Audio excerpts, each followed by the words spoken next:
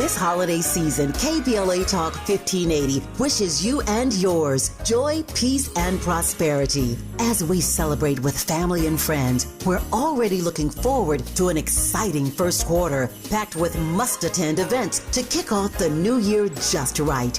In January, join us for our inaugural Brotherhood Brunch, bringing together community leaders, change makers, and everyday people for inspiration and connection. February means it's time for our signature Black History Month luncheon, a powerful celebration you won't want to miss. And in March, Women's History Month, we're once again hosting our State of Black Women in Los Angeles Symposium and Luncheon, addressing the issues that matter most inside our community.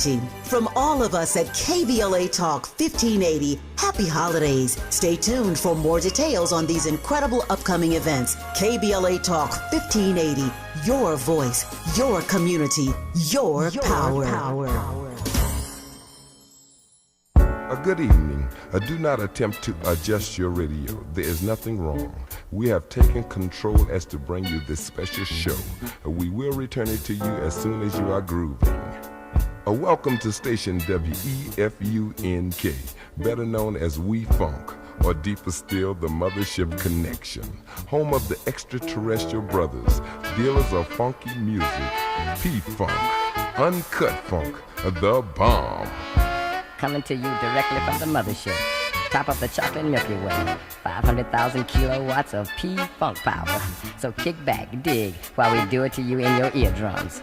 Oh, me? I'm known as Lollipop Man, alias the long-haired sucker. My motto is make mine the P-Funk. I want my funk uncut.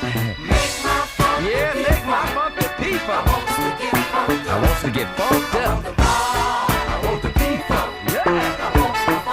Make mine the P.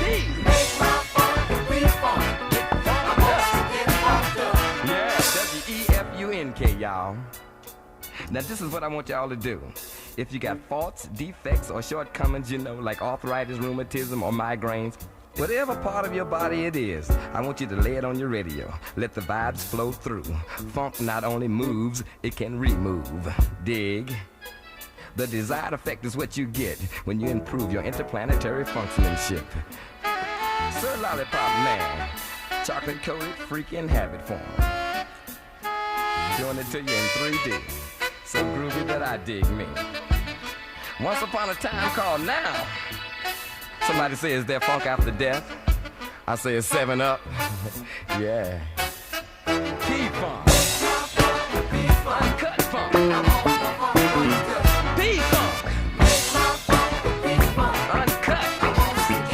Parliament's Mothership Connection album landed 50 years ago today. It was actually the funk band's fourth album, but it is often rated among the best Parliament Funkadelic releases, and was the first to feature horn players Maceo Parker,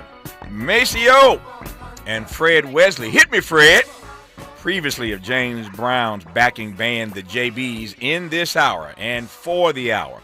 Conversation with the Notorious PhD, Dr. Todd Boyd, the Catherine and Frank Price Endowed Chair for the Study of Race and Popular Culture and Professor of Cinema and Media in the School of Cinematic Arts at USC. Dr. Todd Boyd, how are you, sir? I'm good. How are you, sir? Man, if I complained, I'd be an ingrate. It has been a tough day.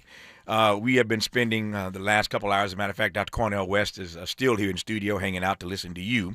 Dr. West is on our second hour. We started our one with John Nichols, executive editor of The Nation magazine, and we have just had just a spirited 2 hours just talking about the state of our nation, the state of our world.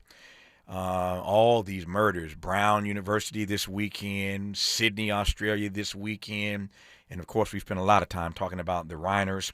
I played some audio early of one of my many interviews with Rob Reiner over the course of his glorious and stellar career.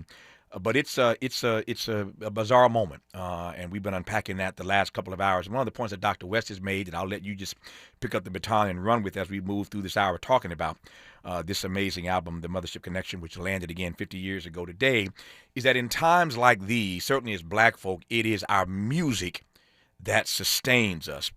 Take that baton, Dr. Boyd, and run with it. Well, music is, to say it sustains us is absolutely correct. Music serves so many roles and so many functions, and I mean, one very straightforward way of explaining it is that it's a soundtrack. And so, in the same way that a soundtrack works in a film, music is the soundtrack of our lives. So, as I'm, listening to George Clinton on your intro, I'm just thinking like, I was 11 years old when this album came out, and, I heard it then, and I've heard it ever since then. And it just brings back so many memories through the years, from childhood to college and adulthood and my professional life. And, I think everybody has their own playlist, as they say these days. But the music just, there's just so much more to it. I mean, it's funky and, it's enjoyable and people dance to it, but it's deeper than that. And it's always been deeper than that because it's been an integral part of our existence, certainly as Black people in America. And we can trace our history through that music, funk in the 1970s for sure. But of course, we could go back and we could at the same time come forward. So, it's more than just something you hear on the radio or something maybe you hear at a party or at a club. It's that soundtrack, but a soundtrack at a personal level as well as, of course, the impact it has had at a cultural level. Some factoids here right quick. You heard Dr. Boyd say that it's so much deeper than that, and I'll let him take us deeper than that. We're going to delve deeply for the rest of this hour. But just some factoids about this project 50 years ago that every one of us knows. And as he said, we heard it in childhood. We've heard it through college. We heard it into adulthood, into our professional lives.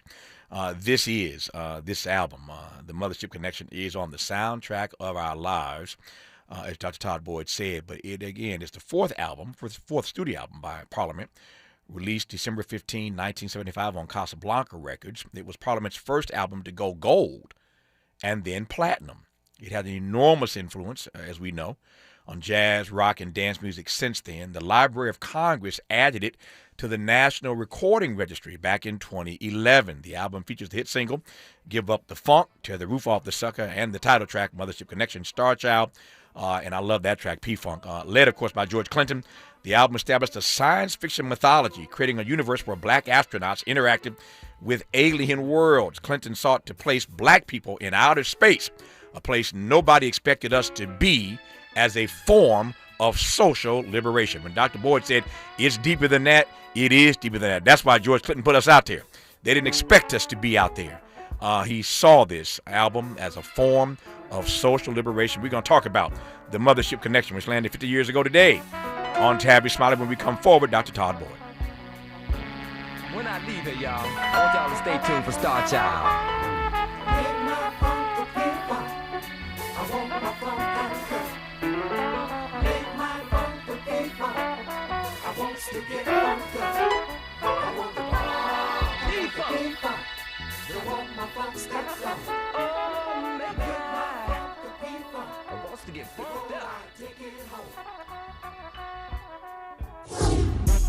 California to the Carolinas. Everybody's listening to Tavis. More when we come forward.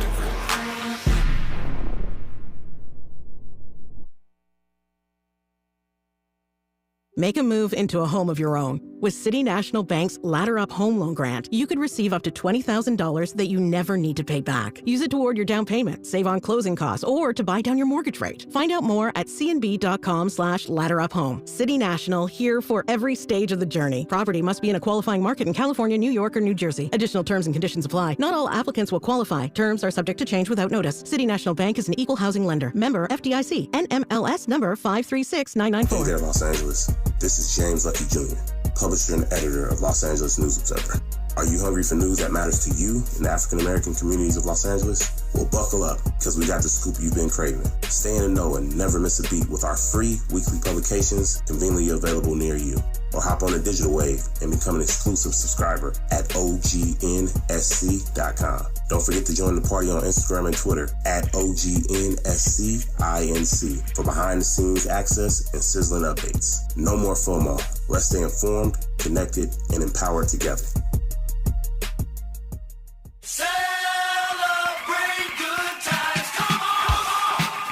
KBLA Talk 1580 congratulates Malik Books on celebrating 35 years in business. It's a celebration. Malik Books proudly houses one of the largest African American and diverse children's books in the nation. This is the perfect time to pick up holiday reads, meaningful gifts, and to support literacy in our community.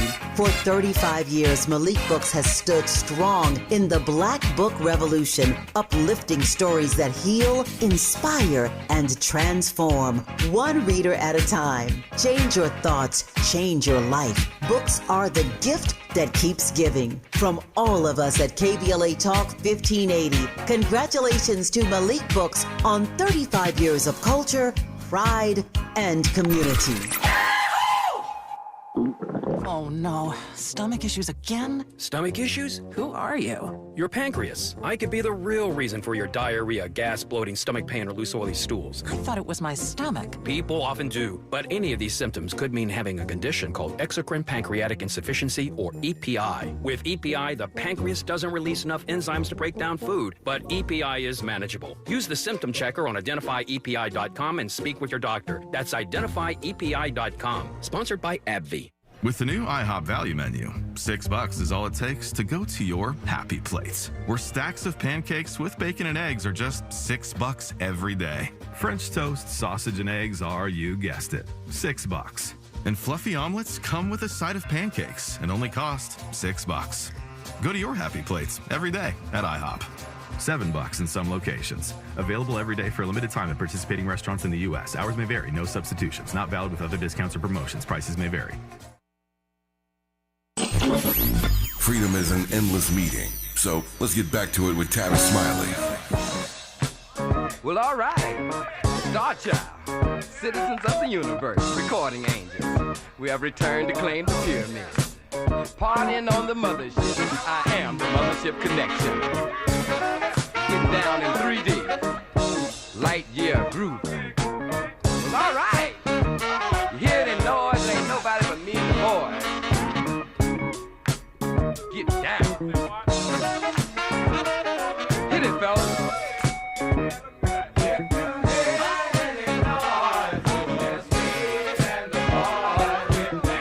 Grooving. You gotta hit the band. All right. Star Child here.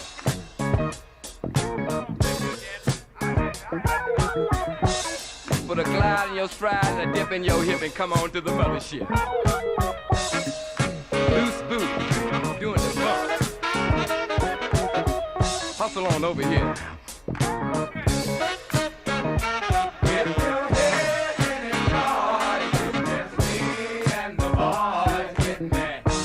I'm Tavis Smiley. Our guest in this hour is Dr. Todd Boyd of USC as we are celebrating the fourth studio album by Parliament, but the one that everybody knows, released 50 years ago on Casablanca Records. Hard to believe, 5 decades today since this project dropped. It's also hard to overstate the way this album has been extensively sampled and the profoundly subsequent music genres who have benefited from the release of this project again 50 years ago today. So we're celebrating the Mothership Connection project with Dr. Todd Boyd, and glad to have him on this program. I should mention that the original Mothership prop, for those of you who were around then and going to see them in concert then and over the years since then, you would see that large spaceship stage prop that would drop down, literally descend on stage during the show's climax. So the spaceship would come down. I've seen it a couple of times. It would literally just descend on the stage. That prop is now on display, I think, permanently. I think at the National Museum of African American History and Culture in D.C. That'd be the museum that Donald Trump's been trying to shut down and mess with. But I think that's where that prop is permanently. Again, we're pleased to have Dr. Boyd on this program. So you made the point a moment ago, Doc, that it is so much deeper than just the music. Indeed, it is. I wonder what you meant by that. For starters, you jump and I'll follow you. Well, when we talk about this record and all of the influences had since it was released, which, is certainly relevant and something to discuss further. I also think about all of the influences that came before the record was released that would have influenced the production of something like, Mothership Connection.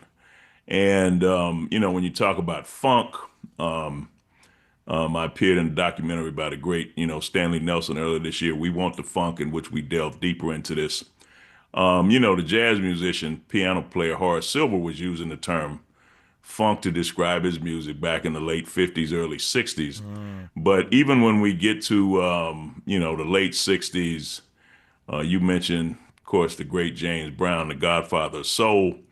But there's also influences, I think, from, what Sly and the Family Stone were doing, as well as Jimi Hendrix and the music Miles Davis started doing in the late 60s, early 70s in a silent way. Bitches Brew, and a cat like Herbie Hancock, who comes out of Miles' band with, albums like Headhunters and Thrust.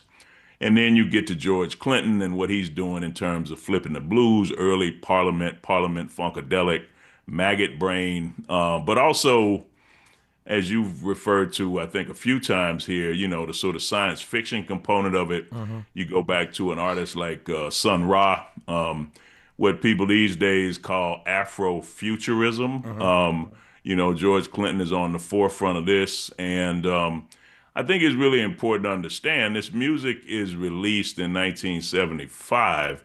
It's only 10 years after the signing of the Voting Rights Act, the Civil Rights Act.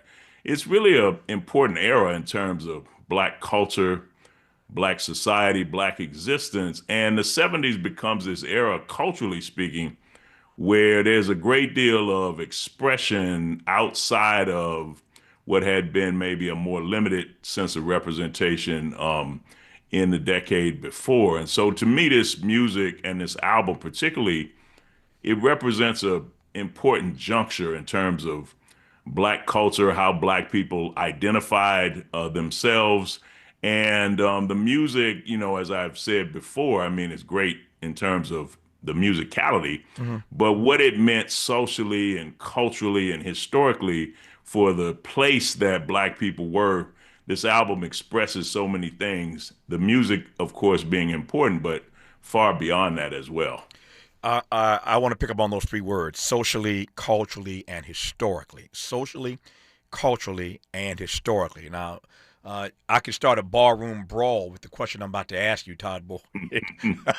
But you're not in the bar right now. I'm not in the bar, so we ain't got to brawl with nobody but each other, if we even go there. But I've had this debate 1,000 times with all kind of friends of mine. And the question is simply this. Since you went there, have we done anything better than what we did in the 70s, socially, culturally, and historically? It's a barroom brawl question, I understand. But have we come any stronger than we came in the 70s, musically, socially, culturally, and historically?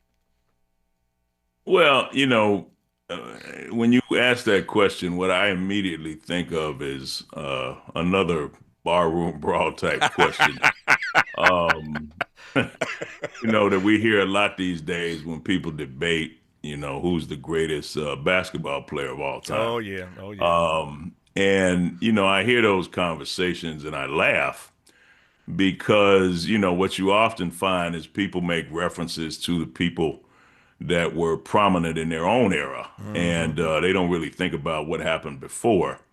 And so, I guess what I'm getting at is in the 1970s, I was a kid, and this music was hugely influential on me as a kid.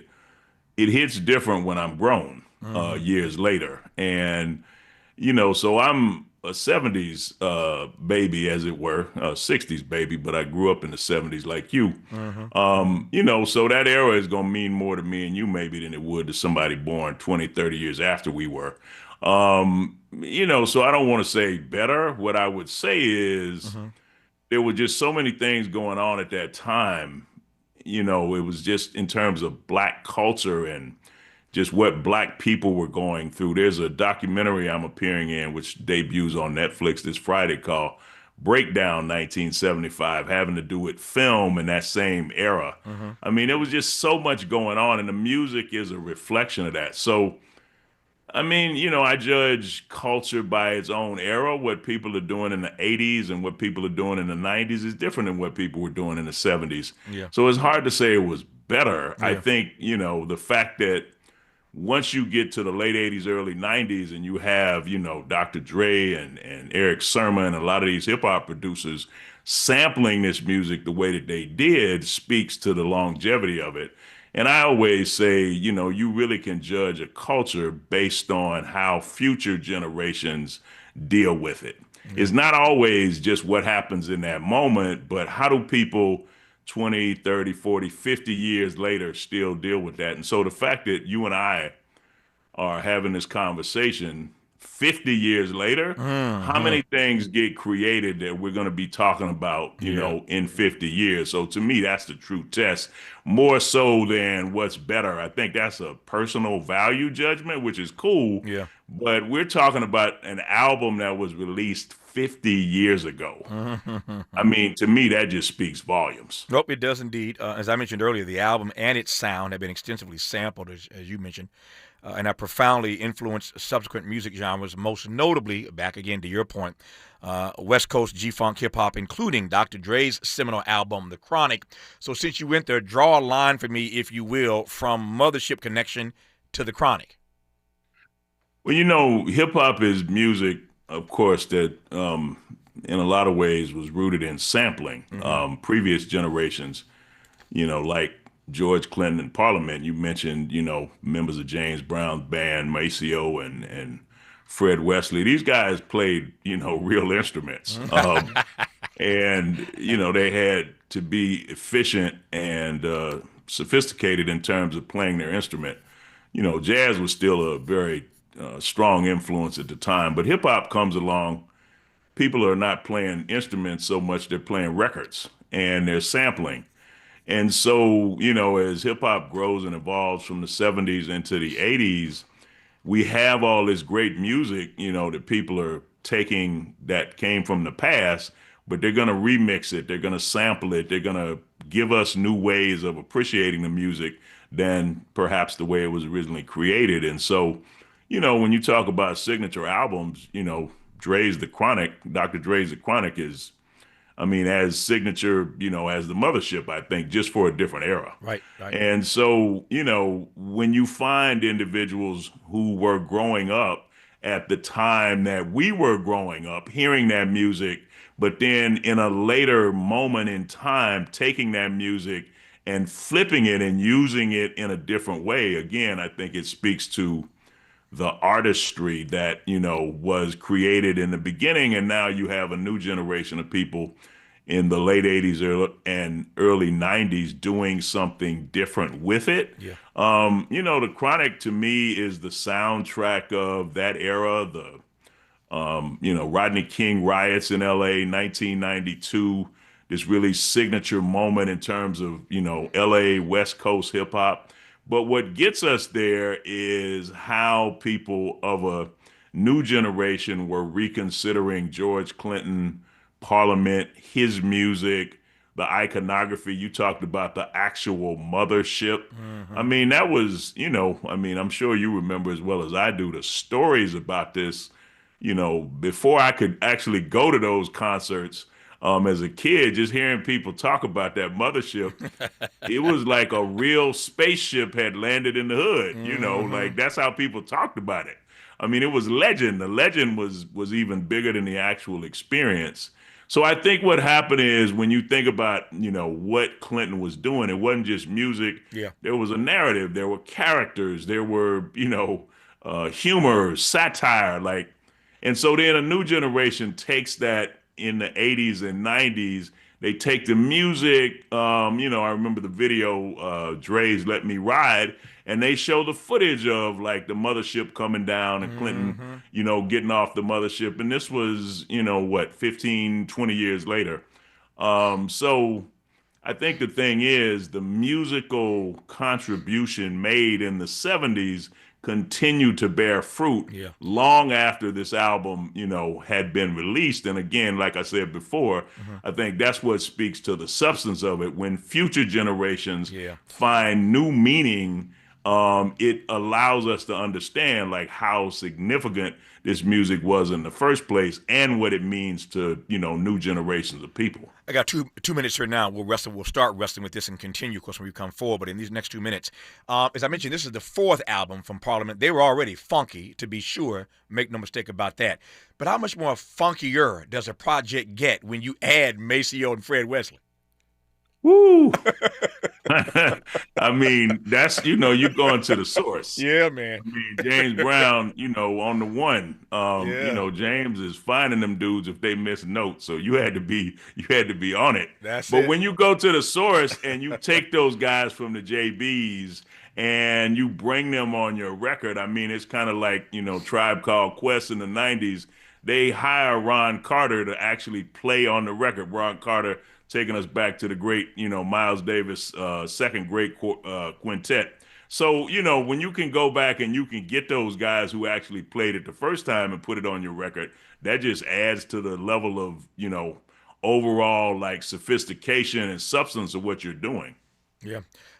You said James Brown. I started laughing, Todd, because I heard it many times, as have you. You know, to your point, James would be on top of his band and would find them if they missed a step or missed a note. And you know the line James Brown said all the time, heel to toe, if you ain't on the one, you got to go. That's James Brown. Heel to toe, if you ain't on the one, you got to go. We are celebrating the Mothership Connection, which landed 50 years ago today. So much more to get to. I want to ask Todd while we come forward, ask the professor about, George's vision here. It was so clear. But he saw this in part as a form of social liberation for his people. I want to tap into that part when we come forward and a great deal more as we celebrate Mothership Connection 50 years ago today. You're listening to Todd Boyd of USC, and I'm glad about it on Tavis Smiley. Say, fellas, nobody but me and the boys. Getting back. I gotta get the bag. Hit the bank. If you're getting noise, it's me and the boys getting back. Hit the bank. This is getting good. Yeah, man. Tavis Smiley continues when we come forward.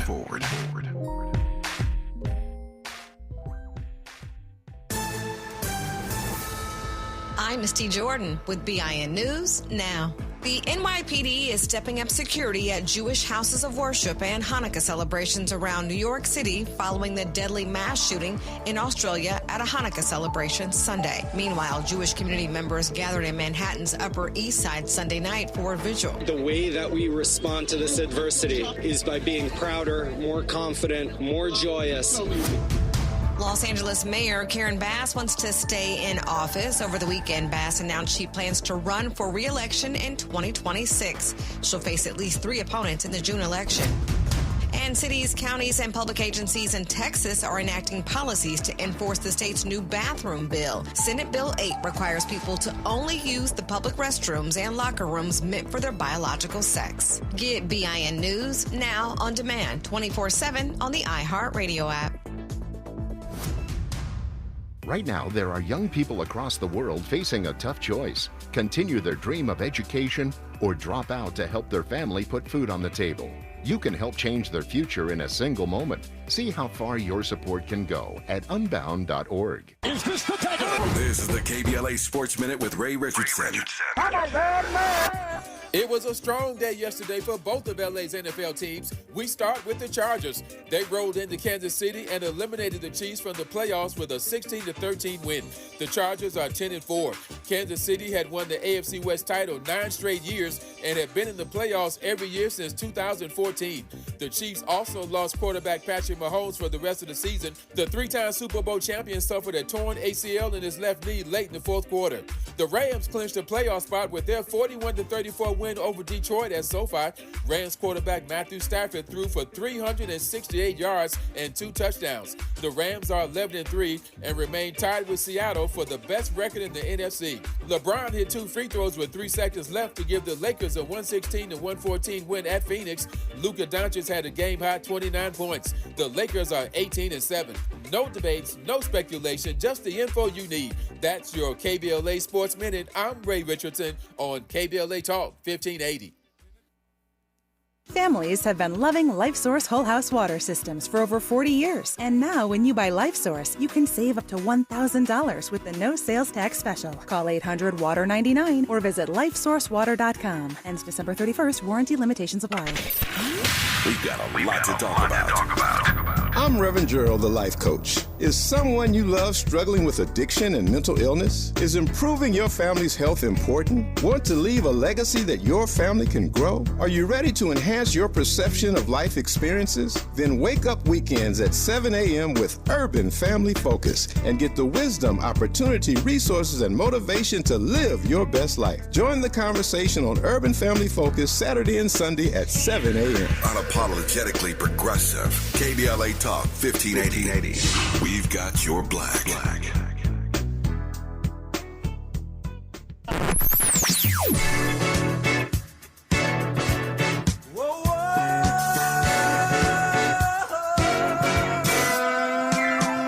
This is KBLA Talk 1580. Talk radio. That's music to your ears.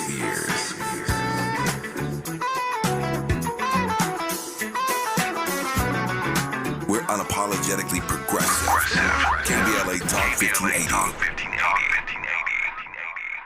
Paid for by government.com. Did you know? The United States Mint has issued a new Morgan silver dollar coin in proof condition for the first time. Not only that, they are also minted in 99.9% pure silver for the first time ever in history. Coin experts are calling this an amazing opportunity for anyone that knows the enduring popularity of Morgans. But you must hurry. Only 400,000 of these legal tender silver dollars were issued. These first ever Morgan silver dollars are brand new with stunning mirror-like finish, minted by the iconic San Francisco Mint. Call now and you're guaranteed a new first ever 99.9% pure silver proof Morgan dollar. To learn more, call 1-800-973-9717. If you order now, you will receive a free coin collector bonus pack, a $25 value, free with every order. Call 1-800-973-9717 now to secure your new Morgan silver dollars before they are gone. That's 1-800-973-9717.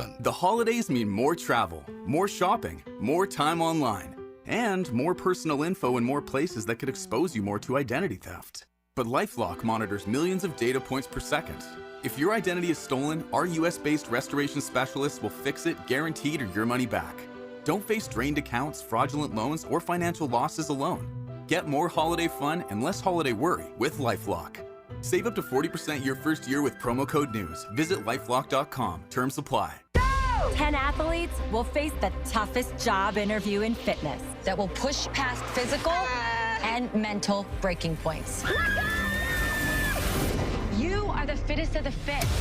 Only one of you will leave here with an iFit contract for $250,000. This is when mindset comes in. Someone will be eliminated. Pressure is coming down. This is Trainer Games.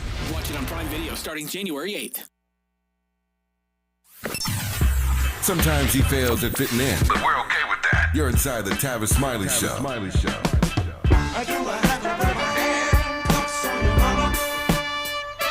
Do I have to keep you under lock and key? Or do I have to put my handcuffs on your mama? Now we both know that's not how it should be. Or do I have to put my handcuffs on your mama?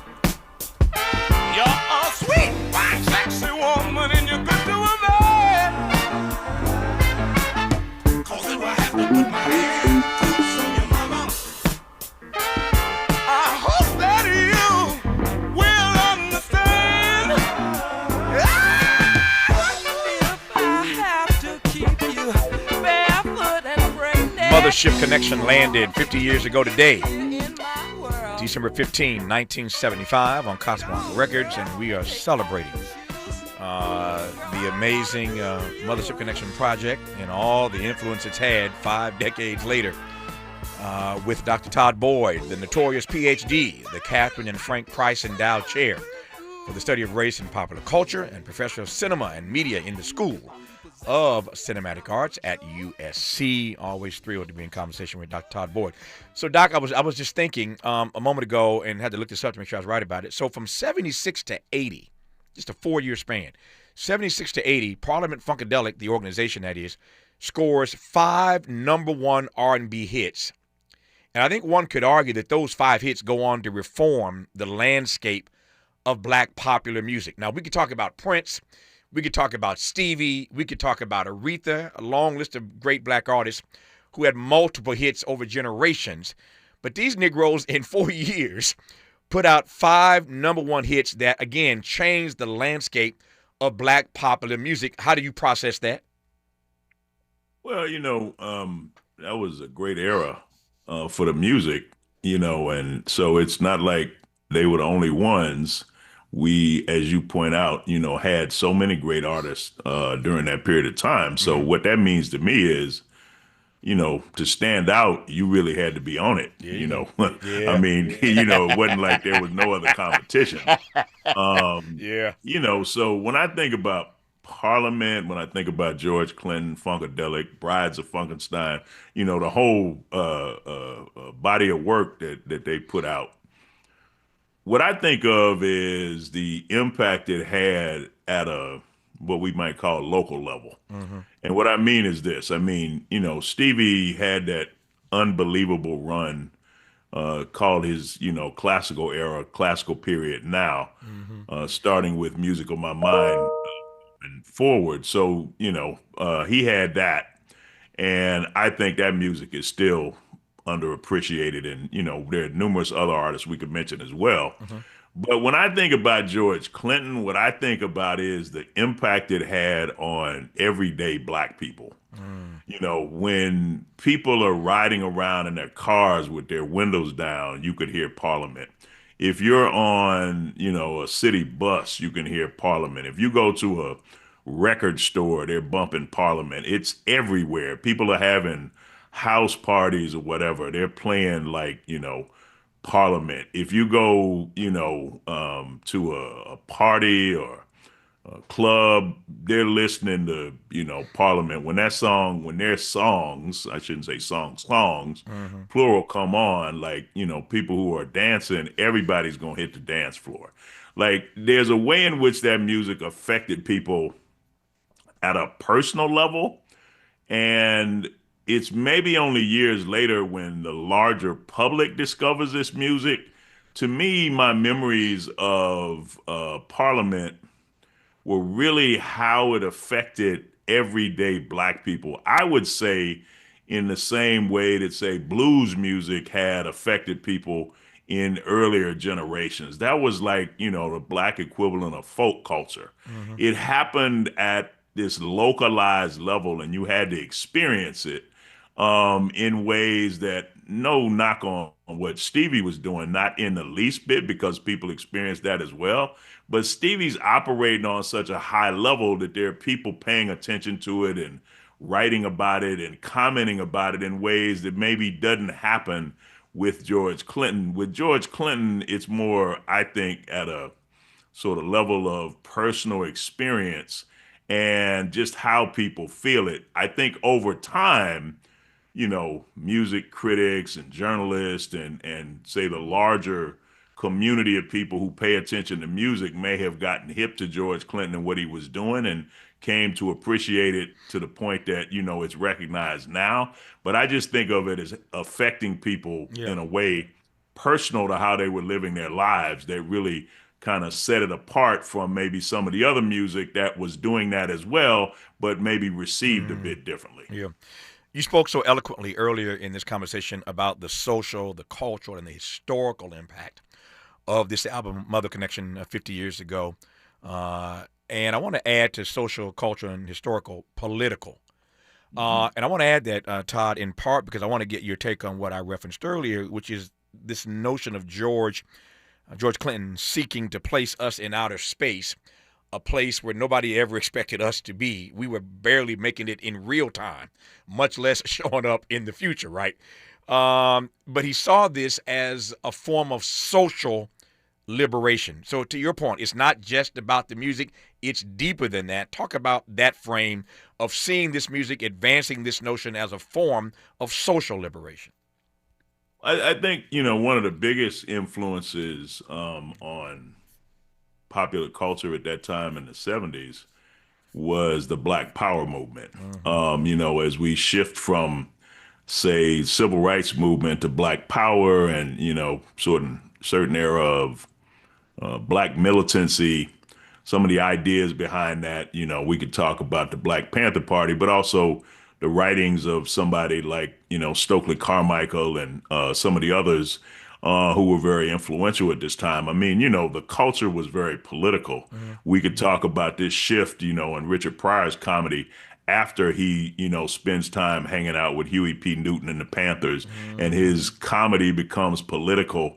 What I think George Clinton is doing is, again, something that at one level is influenced by sort of politics of Black power, but it's expressed in a particularly fictional way. And that has to do with the science fiction genre, which historically was a genre that had not been thought of as being connected to Black culture. So there's a very significant shift there.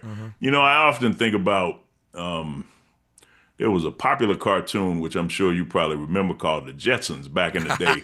Hey, Todd, now that I remember it, I still watch it. I was watching it on Boomerang the other night. I love The Jetsons. Okay, so you feel me, right? You remember, like, we would watch The Jeffersons and, a lot of that stuff in the Jetsons. Yeah. We would watch The Jetsons, and a lot of those things in The Jetsons are like, the phones and everything, all this technology we're dealing with now. Yep. But I don't remember any Black characters in the Jetsons. Maybe I missed the episode, Maybe I missed that episode, but I don't remember that. I got you. But my point is, that was a representation, and there were others, Star Wars, and this is that whole era, Close Encounters of the Third Kind, Science fiction was a space that was generally absent of any Black representation. Yeah. So George Clinton, and again, we have to shout out, Sun Ra, who was doing this even before in his orchestra. Yep. George Clinton takes the science fiction genre and writes a narrative specific to Black people, Black culture, that underneath it all is informed by, I think, these sort of Black power politics, but is representational in the sense that it embraces this science fiction genre and it flips it, because what it does is add to it, this Black cultural component. But there are all these fictional, characters, Sir Nose devoid of funk. And, it got, pretty crazy when you think about that representation. You got cats on stage wearing diapers, playing instruments. I mean, the expression was like wild. But underneath it all was an attempt to kind of write a space and series of characters where Black people existed, where historically they had been excluded. A lot of people now call this Afrofuturism. Yeah. But at the time, I think connecting popular culture in this way to Blackness was very forward thinking. In a lot of ways, it kind of reminds me of what the Wu-Tang Clan would do in the 90s in terms of connecting Black street culture with martial arts cinema, and creating a narrative through their music. George Clinton was doing this back in the 70s in terms of how he was dealing with science fiction. Yeah. And I think underneath it, if you interpret it all, if you follow this narrative, were a lot of the impulses having to do with the ideas articulated in the Black Power movement. Just to put some context to this, Todd Boyd lays that out brilliantly, but he's right. We just didn't really appear in outer space, with rare exceptions. So in the late 60s, you do have Uhura on Star Trek. So Nichelle Nichols is the one person who's representing us in outer space. This album drops in 75, and Billy D. Williams shows up in The Empire Strikes Back as Lando in 1980. Just to give you some context, the Mothership lands in 75, and we get a Negro in The Empire Strikes Back. You get Billy D showing up in 80, but Uhura was just handling it all by herself. early on in Star Trek. So anyway, there's your framing. Our remaining moments. Our remaining. We got 2 more segments here. So more time with Todd Boyd when we come forward on Tavis Smiley.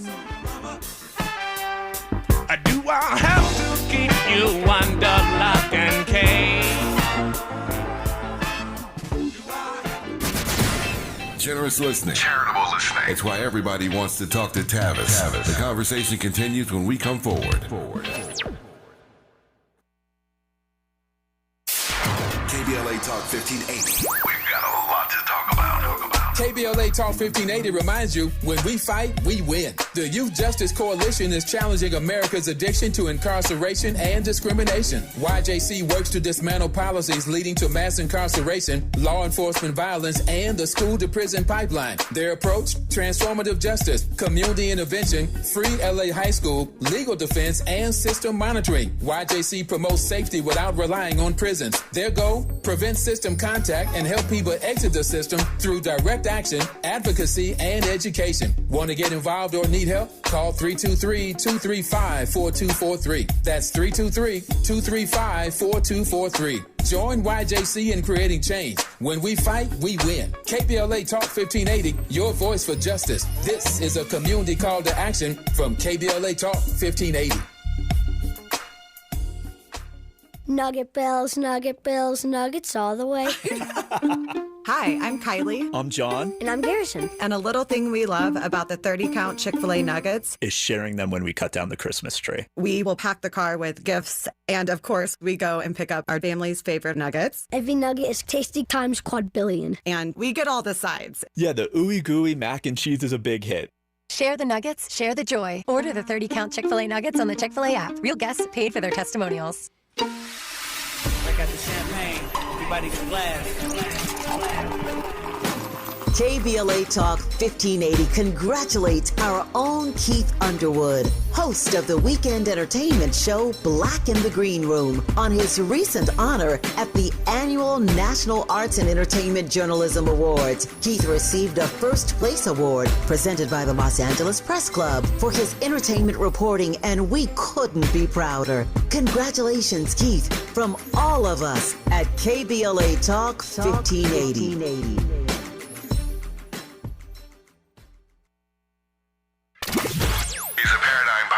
And the top-rated African-American talk show host in the nation, according to Talkers Magazine. You're tapped in with Tavis Smiley right now. Tether roof off, we gonna tether roof off the mother sucker. Tether roof off the sucker. Tether roof off, we gonna tether roof off the mother sucker. Tether roof off the sucker. Tether roof off, we gonna tether roof off the mother sucker. Tether roof off the sucker. Tether roof off, we gonna tether roof off the mother sucker. Tether roof off the sucker.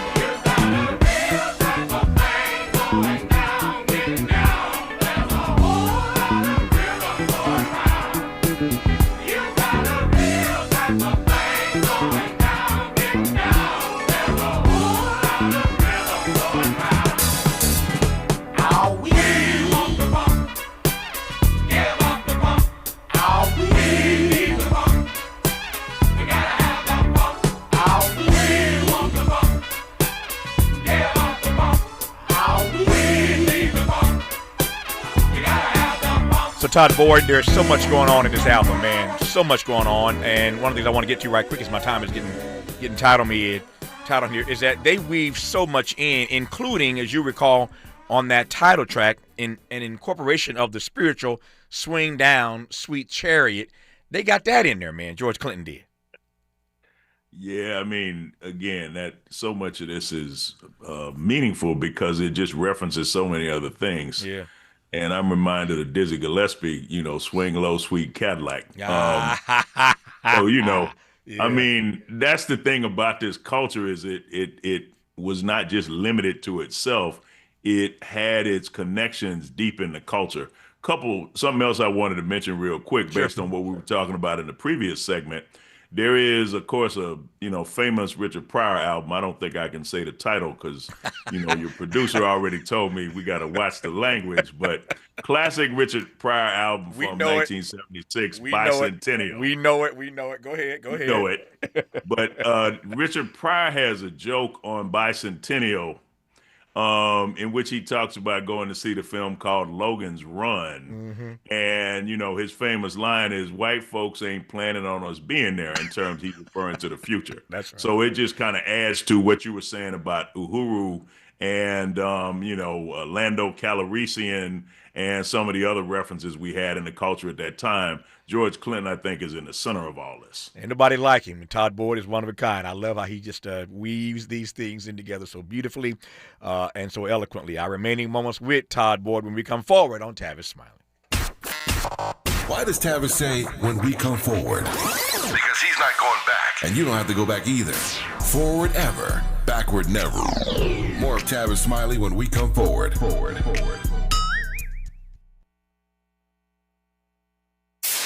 KBLA Talk 1580. We've got a lot to talk about. KBLA Talk 1580 reminds you, when we fight, we win. The Youth Justice Coalition is challenging America's addiction to incarceration and discrimination. YJC works to dismantle policies leading to mass incarceration, law enforcement violence, and the school-to-prison pipeline. Their approach, transformative justice, community intervention, free LA high school, legal defense, and system monitoring. YJC promotes safety without relying on prisons. Their goal, prevent system contact and help people exit the system through direct action, advocacy, and education. Want to get involved or need help? Call 323-235-4243. That's 323-235-4243. Join YJC in creating change. When we fight, we win. KBLA Talk 1580, your voice for justice. This is a community call to action from KBLA Talk 1580. Established in 2020 during a time of deep racial unrest across our state and country, the Black Freedom Fund was created to make sure that leaders and organizations working to support Black communities and build power have the resources they need to stay in the fight for the long haul. We believe that those closest to the issues impacting our communities know best how to solve them. That's why in just the last 5 years, we've granted more than $45 million to over 200 grassroots organizations across California. That is the largest collective investment in Black organizing in history, and we're just getting started. We are clear-eyed and committed, more now than ever, to our people, our power, and our possibility. Join us in creating a future where Black people harness their full power to shape their lives and realize a just world for all. Learn more at fundblackfreedom.org. That's fundblackfreedom.org. The Black Freedom Fund is proud to sponsor Conversation Live Altadena Rising with James Farr on KBLA Talk 1580. If you're like me, 60 and retired, making ends meet, especially here at the supermarket and drugstore, is tough. I'm so blessed to have found benefitscheckup.org. It's a free and confidential website from the National Council on Aging that connected me to $1,200 a year in programs that help pay for food, medicine, utilities, and more. Maybe it can help you. benefitscheckup.org. You know where you want to go in life, and City National Bank can help. City National knows the dedication it takes to build your vision for the future into a reality, and our team is here for you. We have a wide range of options to help, from personal savings accounts to interest-bearing money market savings accounts and more, all designed to help you get where you want to go. City National, here for every stage of the journey. Learn more at cnb.com. City National Bank is a subsidiary of Royal Bank of Canada, member FDIC. Freedom is an endless meeting. So let's get back to it with Tavis Smiley. Tavis Smiley, Dr. Todd Boyd. I want to ask two questions in the 4.5 minutes I have left with him in this hour, which I've enjoyed immensely. Nobody better than Todd Boyd to break down what this Mothership Connection album means 50 years later. I want to ask him two questions as the exit. One question is, what is the enduring legacy of this project all these years later? And then secondly, I want to ask him, just because I'm curious at the end of the year, what hip-hop stuff he liked from this year. What order you want to take him in, Dr. Boyd? Those are my two final questions, sir.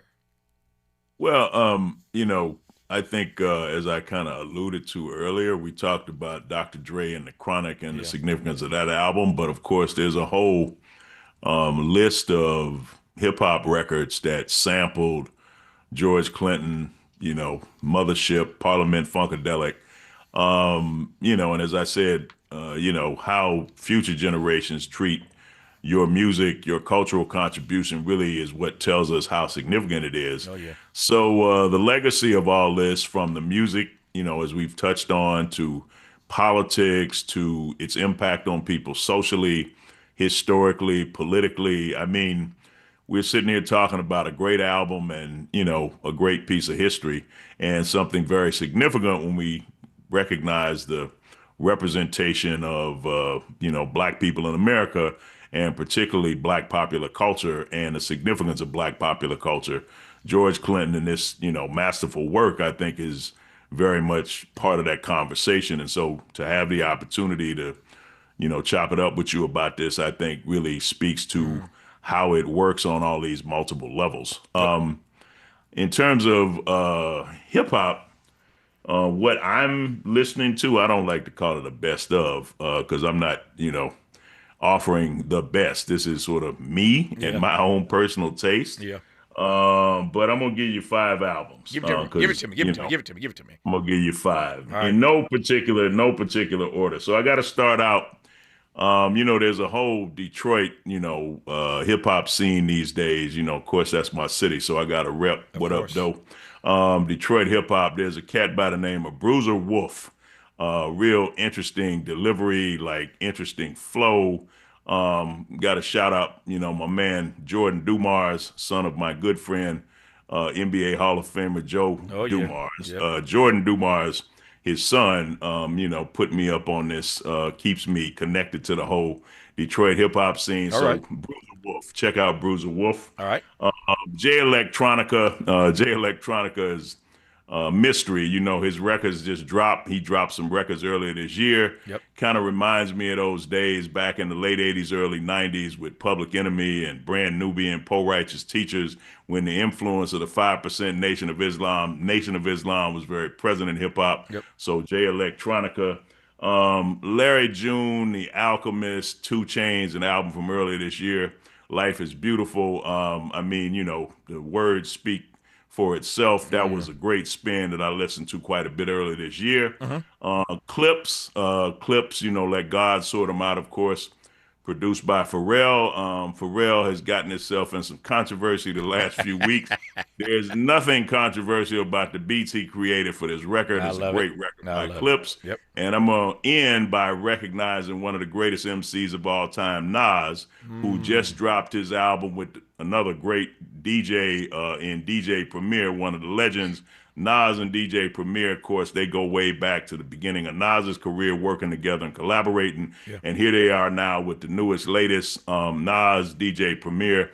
These are some of the things that, you know, caught my attention this year that, you know, represent hip hop, you know, still being alive and still influencing us in major ways. From the mouth of the Notorious PhD, Dr. Todd Boyd, there is his at least 5 of the things he's been checking out and loving this year. By the way, he mentioned earlier, I want to mention again right quick, Breakdown 1975, this Netflix doc featuring Dr. Todd Boyd starts streaming this Friday.